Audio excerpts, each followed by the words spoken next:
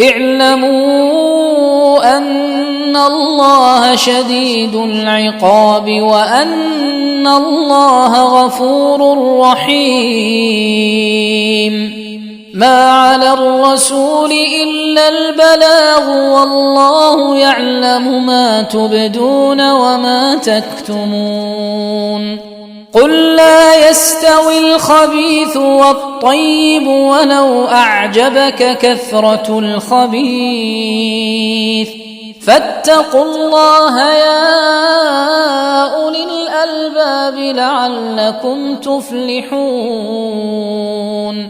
يا أيها الذين آمنوا لا تسألوا عن أشياء إن تبد لكم تسؤكم وإن تسألوا عنها حين ينزل القرآن تبد لكم عفى الله عنها والله غفور حليم.